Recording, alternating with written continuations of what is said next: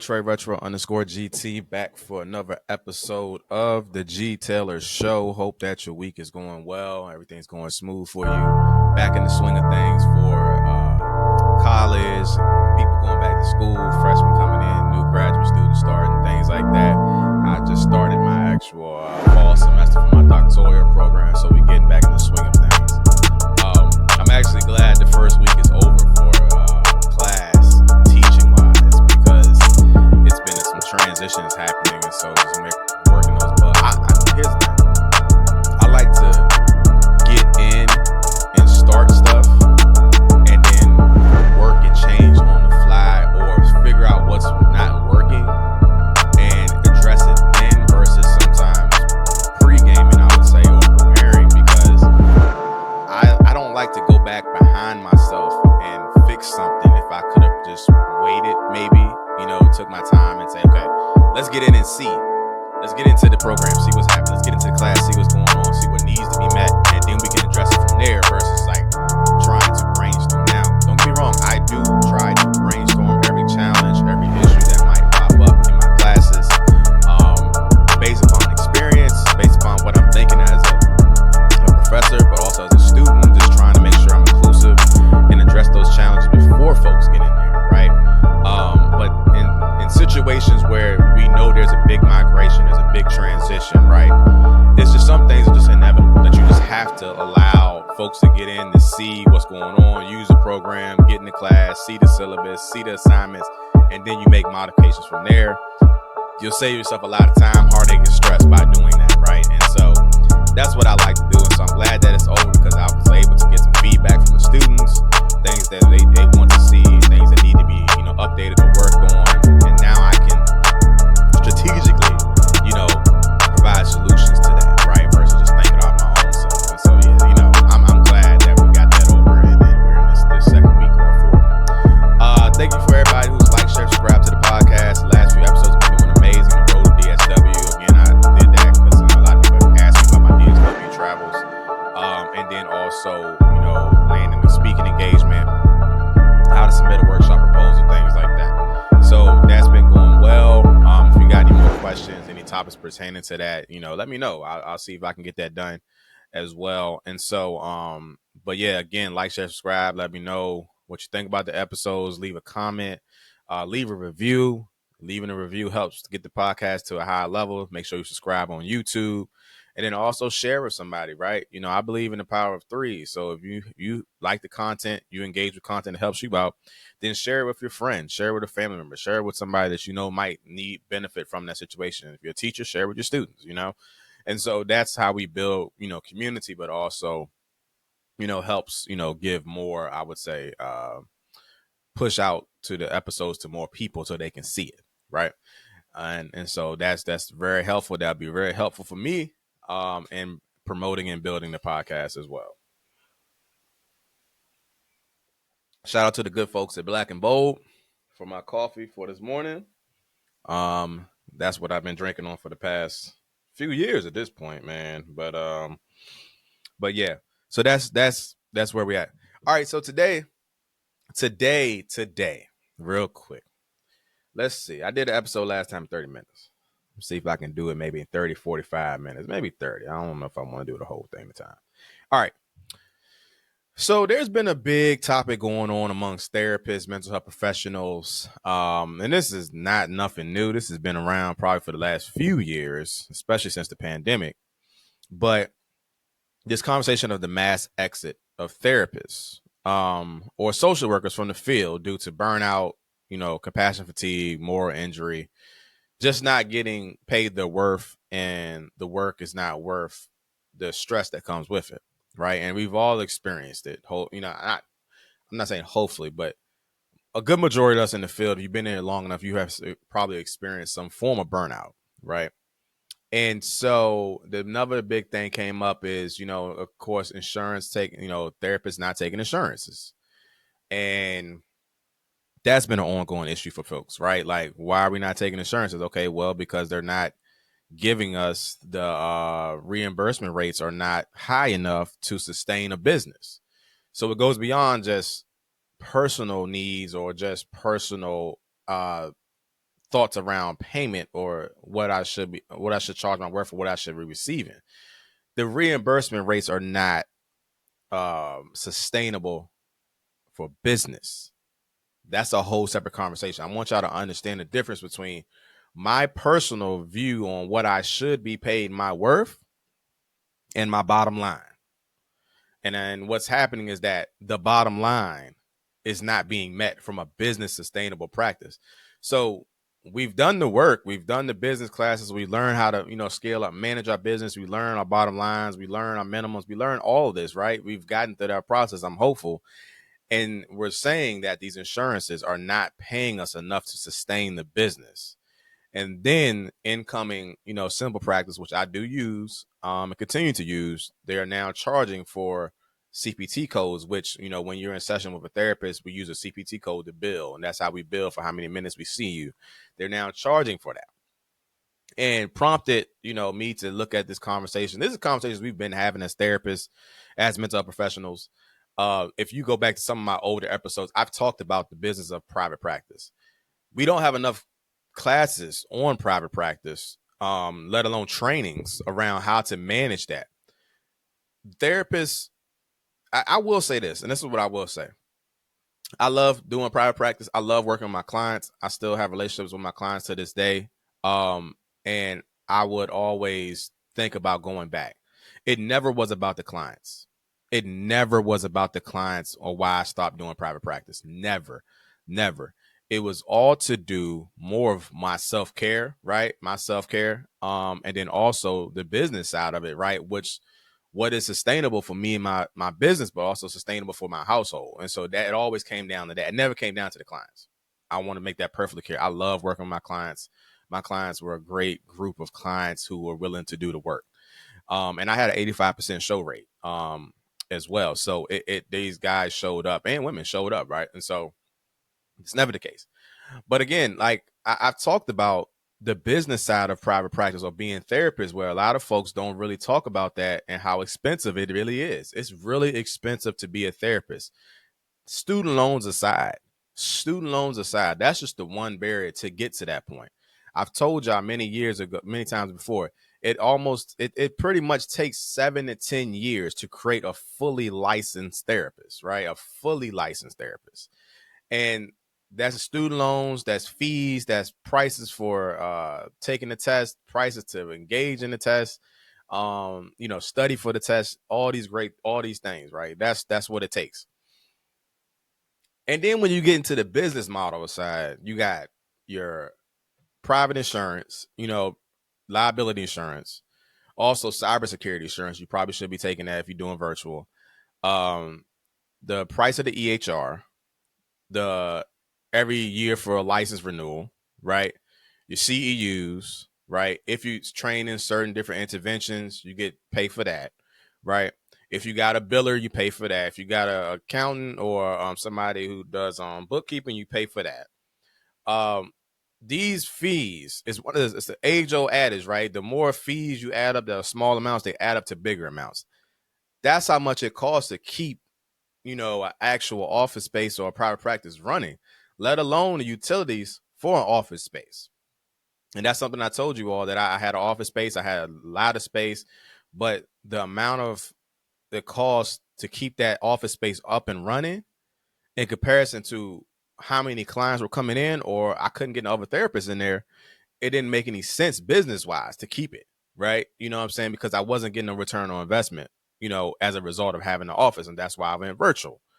And so these are the breakdowns that folks don't talk about. We talk about just going into private practice, doing our own therapy, doing my own thing. But when you are in private practice, especially a solo private practice owner, which I was, you are the therapist, the business marketer, the bill payer, the bill payer for the bills, and the biller for your information and stuff like that. Now, there are systems out there that make, this stuff streamlined, that's helpful, but this stuff is expensive. I want people to understand that it's expensive. Is it sustainable? Is it doable? Yes, but you have to be on. I'm not saying you have to be perfect, but you got to be on your P's and Q's, which does mean that you need probably a secondary set of eyes, some assistance, because you're going to probably burn out fast if you do it all by yourself. Now, they have companies out there that, like Headway and some other companies, I think Sondermind, that will manage the billing aspect, and you can take care of all that. That's one thing off your plate, but you still got to account for taxes. You still got to account for your own self-employment. There's this self-employment tax that pops up when you are self-employed, that is different from a regular tax. You know what I'm saying? These things make up private practice. They make a private practice. You know, I tell folks, man, it's probably just easier really to get with one of these companies and do therapy, the ones that are ethical, Like I like Sondermind, I like Headway. Let them handle the insurance billing and you do your own thing. You still gonna have to pay for your EHR, still gonna have to pay for your liability insurance, all that good stuff. But let them do that, right? I also recommend probably going in with somebody else, another therapist, as a group practice to start off with, because then you can share the load of that work if you decide to get a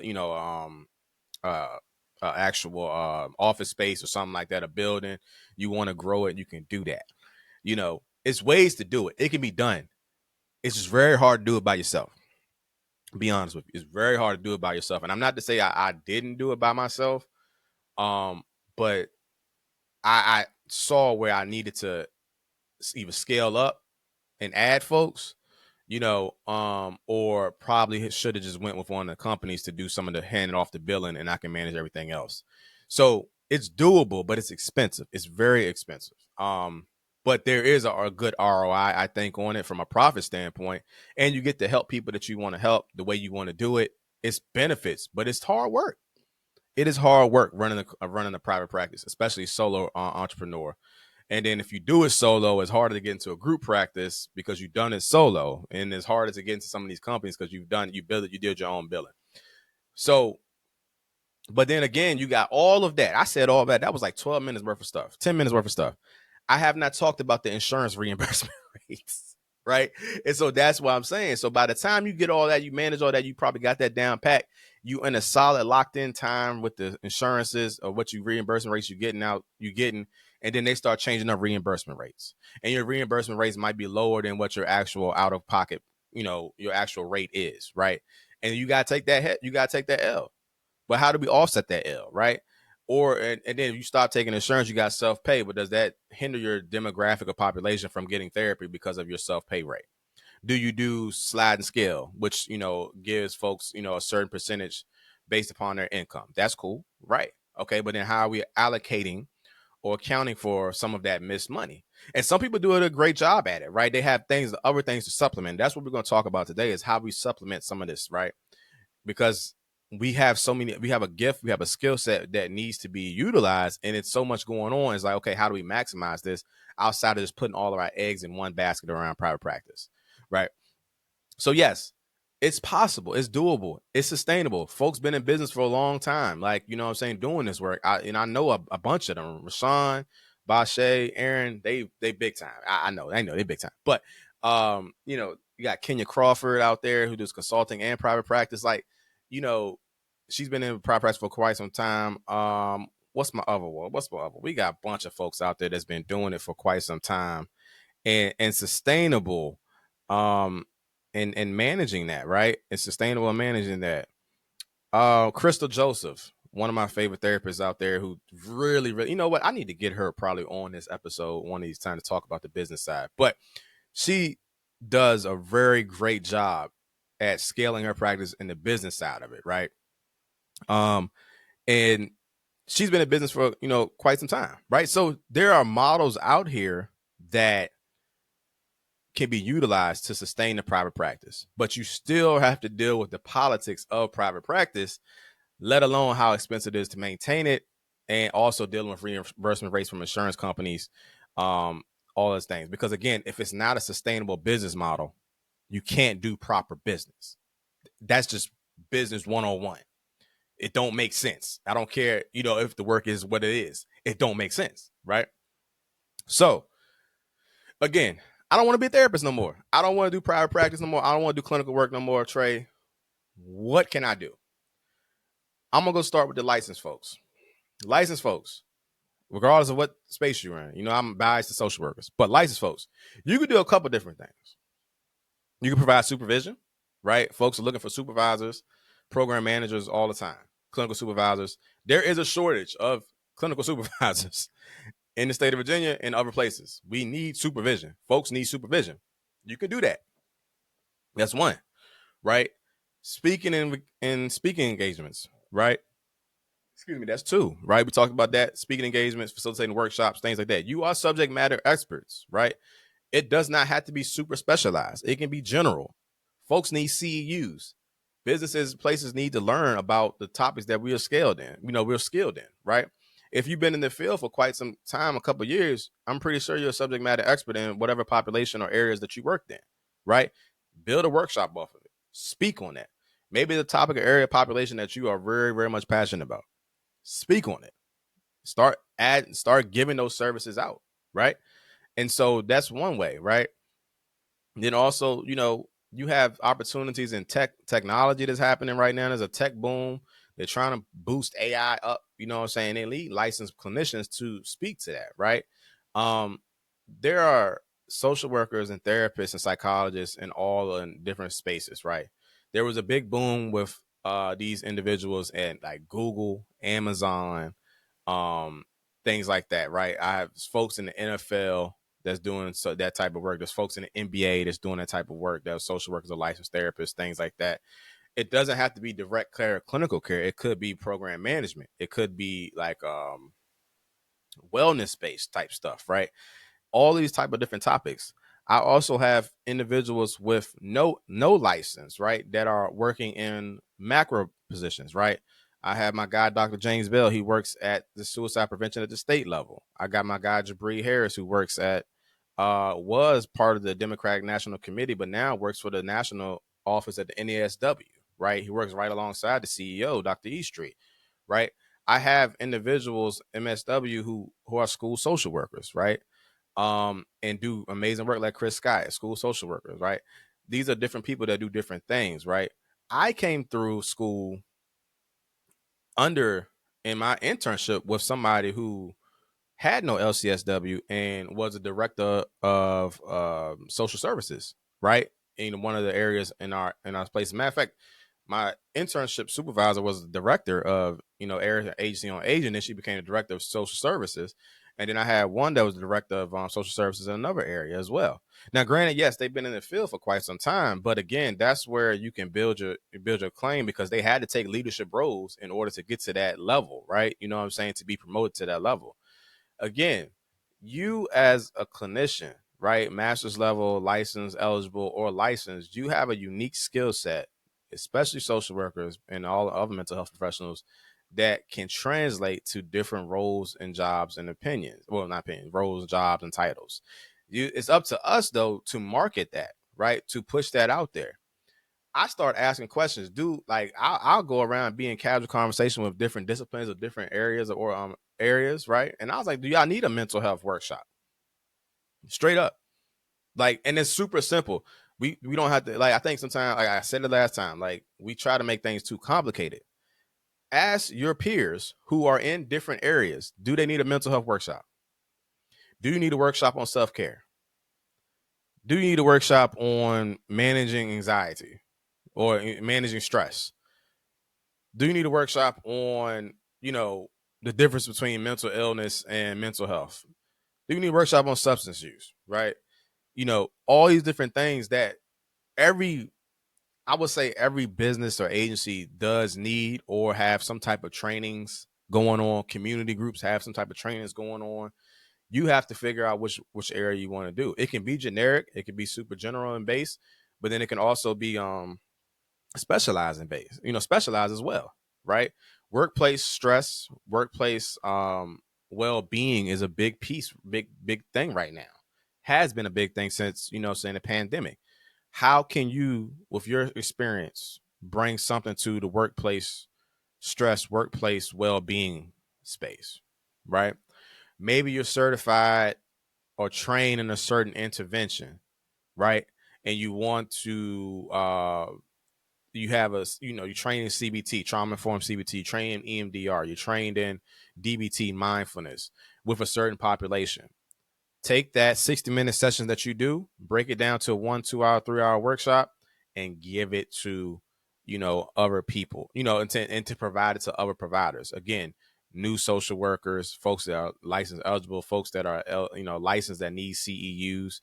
That is how you market yourself, right? The space of mental health, the space of the work in the mental health profession, and just in the well-being profession, constantly is evolving and growing and needing new energy, new insight, innovative ideas, and ways to address, the growing mental health crisis. We are in a mental health crisis. So anything that I'm not saying just anything, but stuff that you bring to the table is going to be valuable, right? We can't I can't give all my information to the world, right? There are certain places where I'm not going to be able to be heard or not going to be able to reach. That could be you. You can reach that area. You can reach that population. That might be in another state. That might be in another country. That might be in a certain population. You can reach that. But that is how you pivot and also diversify the work that you do on a daily basis. Doing the same thing. I've told y'all the last episode. I like to have options because that diversifies the work that I do. So I'm not always doing or engaged in the same thing 24/7 all of the time. I know I got a training here. I know I got a speaking here. I know I got a workshop here. I can teach here. I got a client here, things like that. So you can take your private practice, have your private practice, do what you need to do, regardless of wherever you go. But then also think about how you can pivot with that. And that could be a nonprofit too. You could be a nonprofit. You can create a nonprofit that helps with that.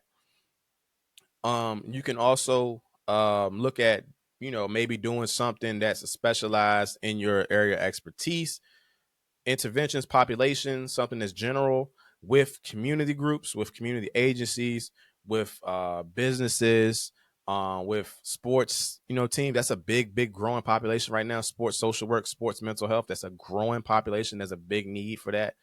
And you can go and do adjunct teaching, right? You can come in and speak to some of the professors that that's teaching. Come in and speak to their class to get your feet wet and stuff like that. Go to churches or faith groups, have conversations, Divine Nine, working with them about conversations around mental health. There are so many pockets of places that need mental health training and understanding. Just because you are, again, proximity, we are around mental health professionals all day, we engage with these agencies all day. That's our silo.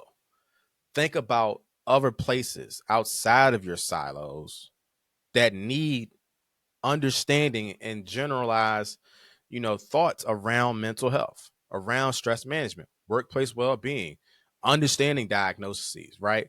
Ethical care. Like, we're all trained in ethics. There should be some more ethics training out there, right? You know what I'm saying? Like, unless you're not being ethical, right? Uh, the most recent training I'm doing right now is non-biased documentation, right? That's coming off my equity-based work and diversity and inclusion-based work, but non-biased documentation, right, is one way to kind of pivot for healthcare, providers, agencies to make sure that they're not engaging in biased documentation, things like that. That's very simple. Once you sit back and look at it, because we're actually trained to do that from graduate level, right? To provide that. That's something that you can facilitate and look at and do, right? And then also, you can do all of that. You can stay in the mental health space, you can stay in the well-being space, you can stay in the spaces that you work and give to the spaces outside of your silos. That is cool. If you choose to. You can also do something different that intersects with your work, i.e., technology. That is the biggest growing thing right now that is coming up, that we need to be well versed in, right? And so again, like social work and tech, I'm really passionate about social work and AI. I'm really passionate about, right?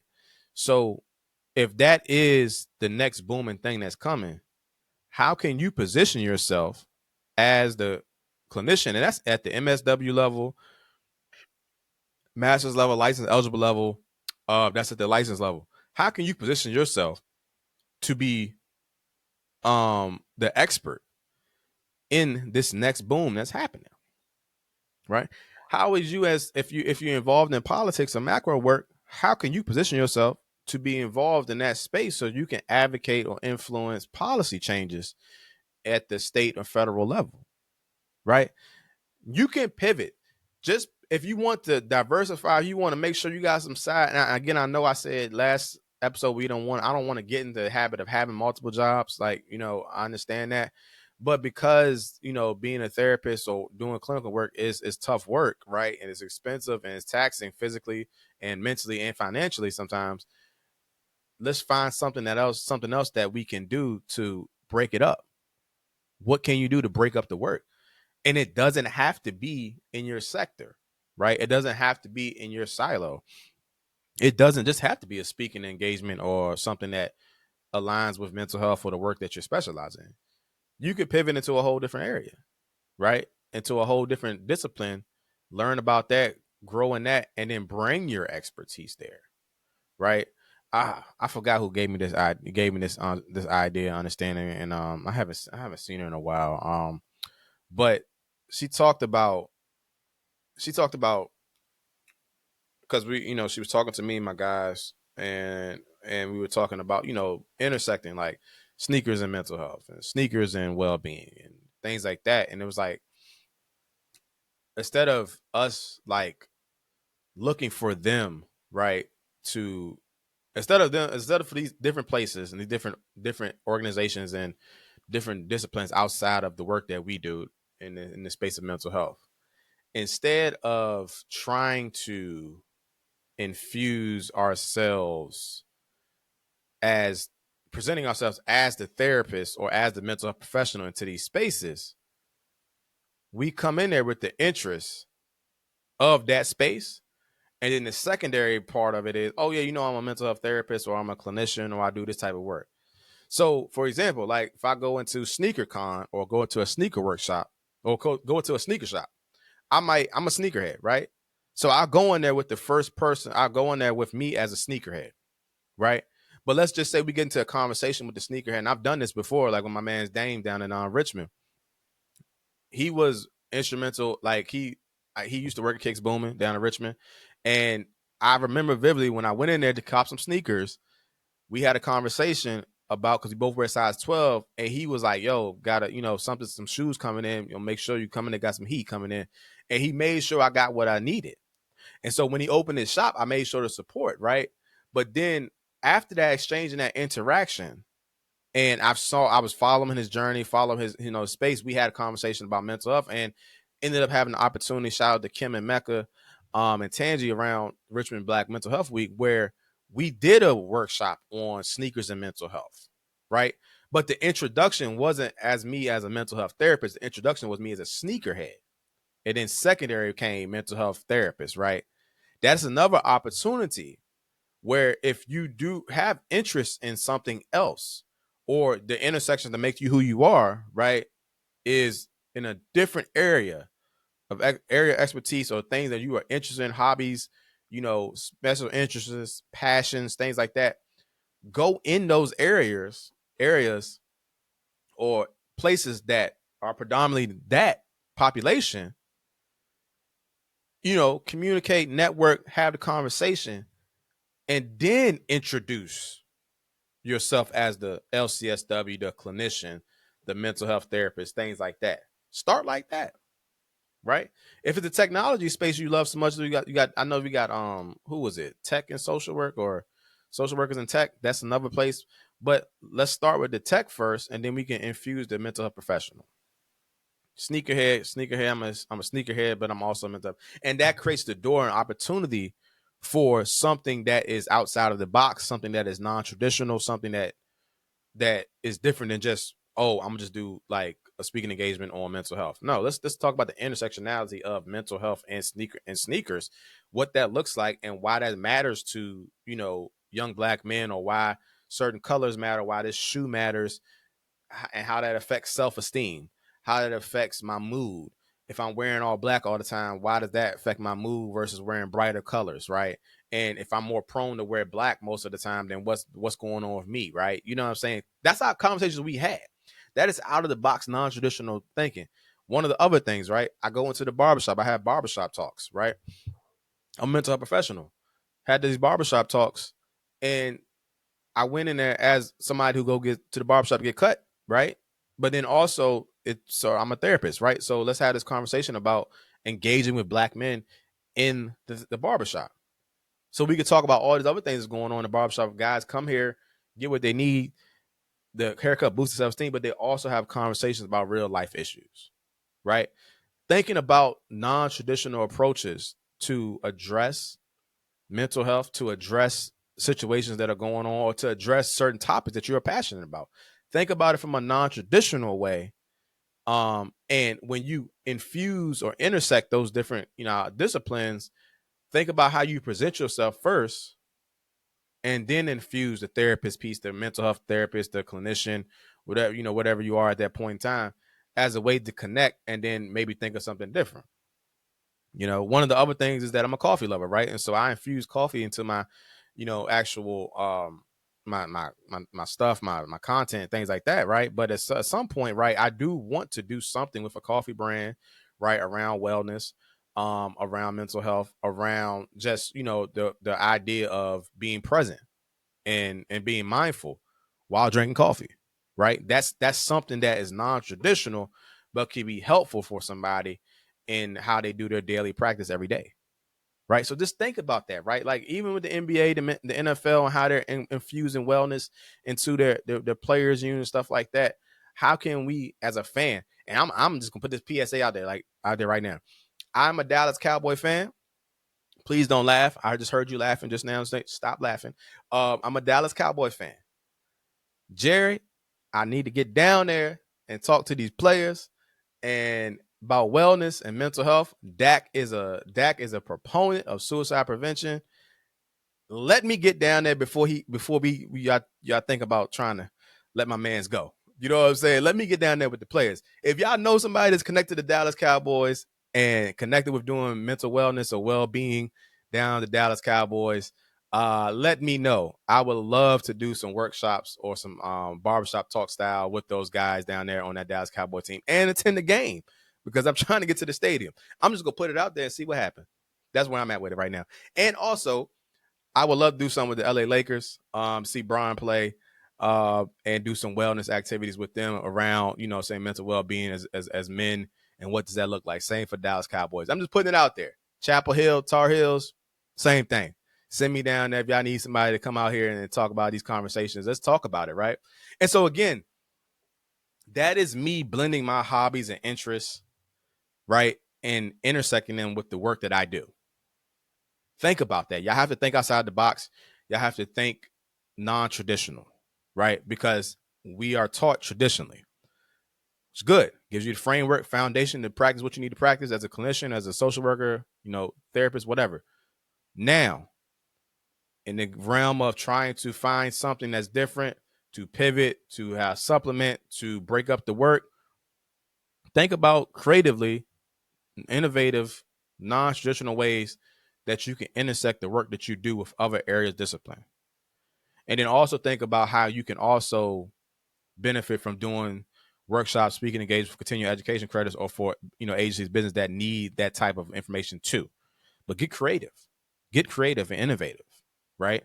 And so yeah, it's so much out, guys. It's the mental health stuff. It's not going nowhere. It's so many things happening right now. People are struggling. So there's opportunities to do a lot of things. The thing about it is that you got to, make sure, again, like I said, you can do a couple free speaking engagements, a couple free things, but don't let everything be free.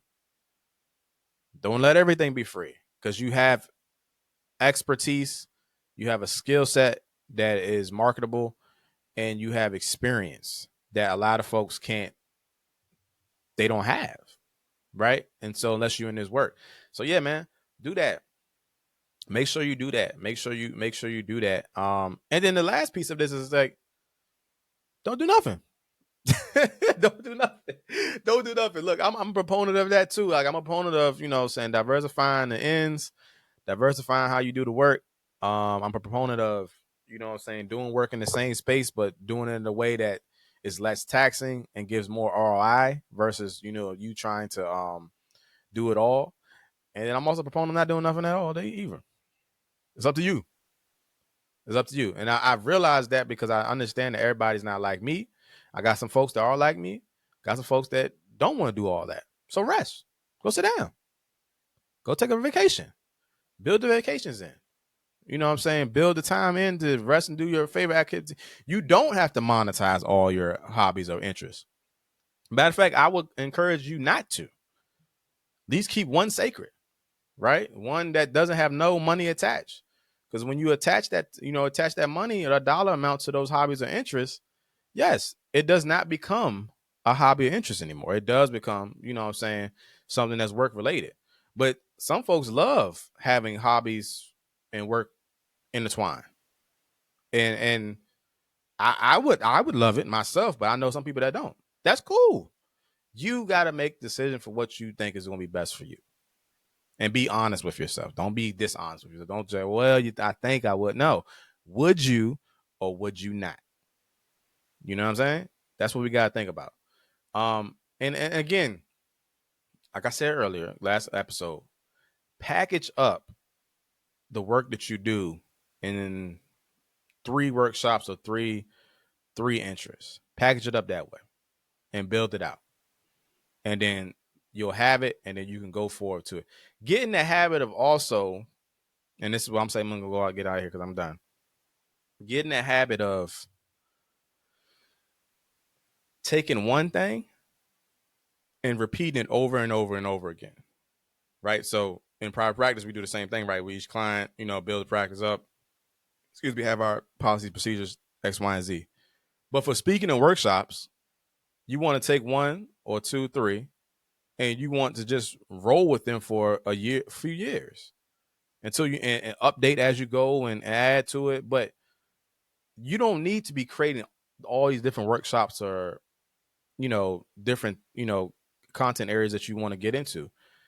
Just stick with 1, 2, or 3 and stick with one. And that way people will know you for that certain topic area or a certain situation, certain, area expertise. The more you do a bunch of them, it makes you kind of, scattered in a sense, right? So then people don't know what you're really known for, right? And I've been working on that for the last couple of years, and I just really was like, I'm just going to stick with just Black men and mental health and equity-based work. You know what I'm saying? That's it. You know what I'm saying? Versus everything else. But I still want to do other things, but this is my bread and butter. Black men and mental health, racial equity. Black men and mental health, racial equity. Black men and mental health, racial equity.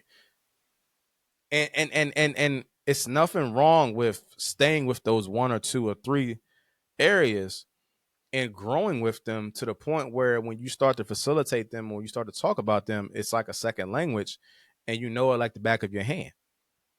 That makes you a better facilitator, makes you a better speaker, that makes you more, engaging with the audience, and it makes you it solidifies that you know what you're talking about, right? So you don't need to create 50 million, workshops, 50 million type of different topics. No, stick with the stuff that that you're passionate about and ride that till the wheels fall off. Because again, you're going to present this here with one audience. That's not the same audience as this group over here, right? You're going to present this to another place. That's not the same group of audience. You are presenting this in different places to different people and different populations. That is needed. That's how we build that out. And that's how you become known for what you're doing. So let's get strategic, y'all. Let's get strategic. We have the skill set. We have the creativity. We probably sitting on 3 workshop proposals or 3 workshops right now, but just won't put the time and effort in to build them out. Let's start that. And then let's think about other creative and innovative ways, things that we're interested in, things that we're passionate about that has nothing to do with the work that we do. Let's figure out how we can intersect that, right? From a creative and innovative way, right? And when you do so, when you go into those areas, to those networks, right? Present yourself as, interested as a hobby or as a person of interest in that area. And then secondly, you will present, I'm a mental health clinician or a therapist, right? Because every time I do that, when somebody finds out, if I come in there just as me as Trey, the person, whoever, or the whatever hobby interest I'm interested in, when I say I'm a former therapist or a mental health or a LCSW, pretty much when I say I'm a LCSW, automatically before I can get it out, people are like, oh, we need you to come talk about mental health, or we need you to come talk about this. Oh, that's so important. Da da da da da. That's the networking that leads to opportunities. That's how I got a lot of my opportunities. People know that I'm an LCSW. People know I'm a social worker. They want to hear about mental health. That's where different groups come in and reach out to you.